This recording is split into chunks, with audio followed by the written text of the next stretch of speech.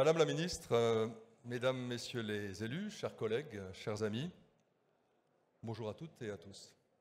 Quel plaisir de vous retrouver aujourd'hui à l'occasion de l'ouverture de ce 11e colloque national éolien. Un CNE qui s'est fait attendre, vous le savez, du fait de la situation sanitaire, puisque l'année dernière, les conditions ont rendu impossible sa tenue. Donc je suis d'autant plus heureux et fier de vous accueillir aujourd'hui. C'est plus de 2400 participants qui sont attendus pour ce 11e colloque.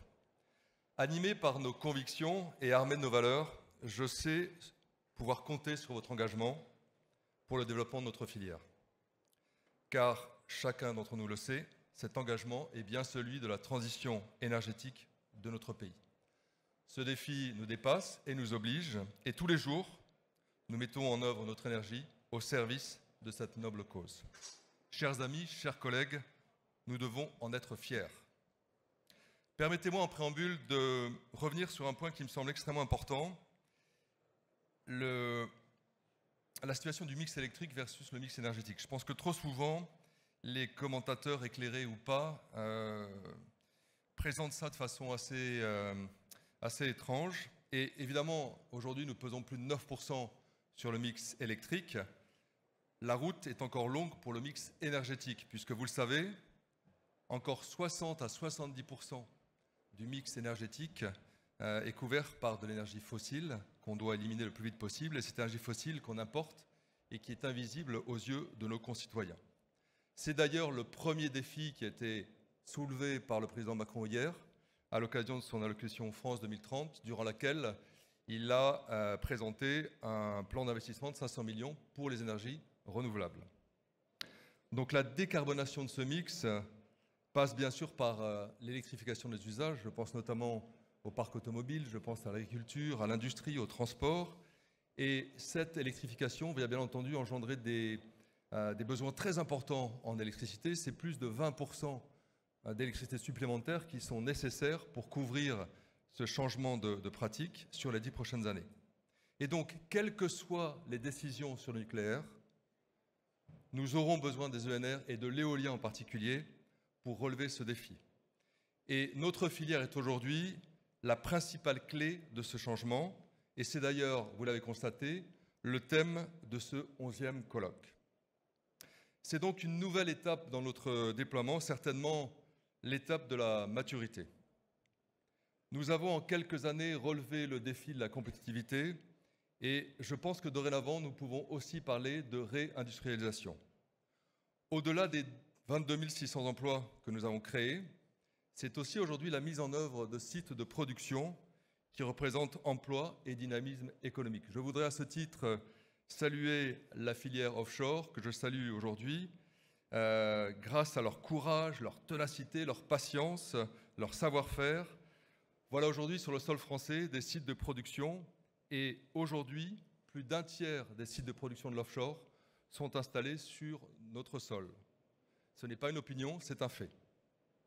Je voudrais aussi revenir sur le dernier reproche qu'on peut aujourd'hui nous adresser, qu'on nous fait régulièrement et qui est trop souvent utilisé pour refuser nos projets, notre impact sur les paysages. Oui, avec 9% du mix électrique, nous sommes visibles et c'est une bonne chose.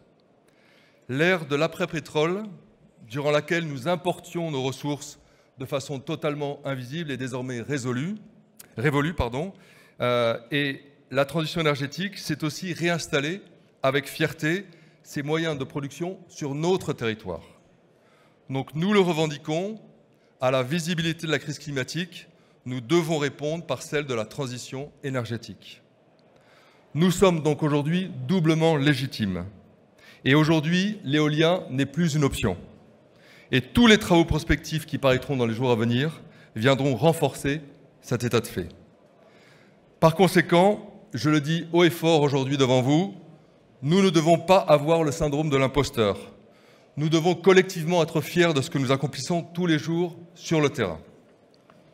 Non, nous ne détruisons pas les paysages, au contraire, nous incarnons le sens de l'histoire.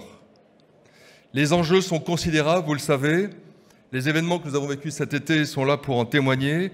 Le dérèglement climatique n'attend pas, il n'a pas d'agenda, il n'a pas de programme, et il avance implacablement.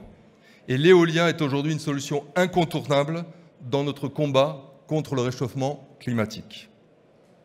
Cette maturité de l'éolien, l'énergie des territoires, c'est aussi l'âge de la responsabilité et de la co-construction. La place qui est désormais la nôtre dans le paysage ne va pas sans un profond esprit de responsabilité que nous partageons tous ici. Et c'est dans cet esprit, comme vous avez pu le voir, que nous avons travaillé avec l'aide du conseil d'administration à l'élaboration de propositions cohérentes et fortes pour alimenter le débat public. Ne nous y trompons pas, les attaques, les mensonges, les fake news dont nous sommes victimes sont bien le reflet de la place que nous occupons désormais dans le paysage énergétique français.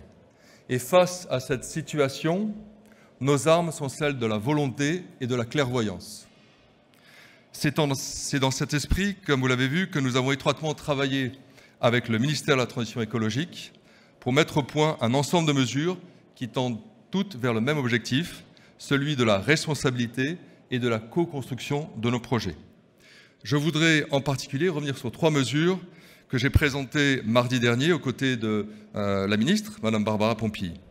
Premièrement, la mise en place d'un comité d'avant-projet qui va nous permettre, autour du maire, de son conseil municipal et des riverains, de rendre enfin visible et indiscutable tout ce que nous faisons déjà sur le terrain.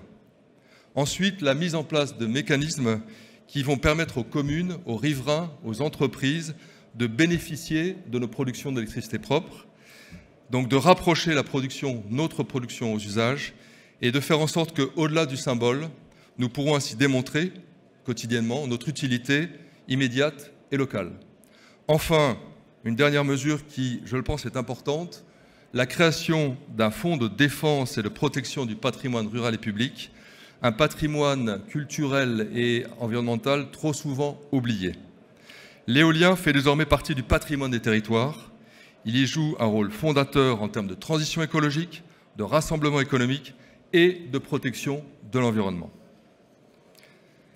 Maturité, responsabilité, co-construction et valorisation de nos territoires, tels sont les points cardinaux de notre boussole. Et c'est avec force que nous devons porter aujourd'hui ces messages. Oui, nous sommes les acteurs de ce changement. Oui, nous en sommes fiers. Oui, nous sommes légitimes. Et oui, nous traçons le chemin de l'avenir. Pour conclure, je voudrais revenir sur le débat sur l'énergie qui a lieu actuellement. Un débat sur l'énergie, vous l'avez marqué, qui est particulièrement tendu. Il s'est politisé, polarisé, parfois jusqu'à l'absurde, et allant jusqu'à avoir un spécialiste des familles royales devenant un expert en énergie. L'extrême droite et la droite extrême attirent leurs électeurs à coups de moratoire. Évidemment, soyons prêts à cela, cette situation ne va pas s'améliorer. Je pense que dans les mois à venir, nous aurons à affronter ces attaques et nous devons nous y préparer. La campagne présidentielle et dans son sillage, les élections législatives seront un moment extrêmement important pour notre filière. Par conséquent, nous avons besoin de toutes nos forces afin de porter nos valeurs et de contrer ces attaques. Chers amis, chers collègues, soyez-en convaincus, notre engagement sera toujours plus fort que les fake news qu'on nous opposera. Et vous le savez, en sport, et notamment un sport qui se pratique avec un ballon ovale, ce n'est pas la force ni la technique qui souvent fait la différence, c'est le cœur et la tête qui fait la différence.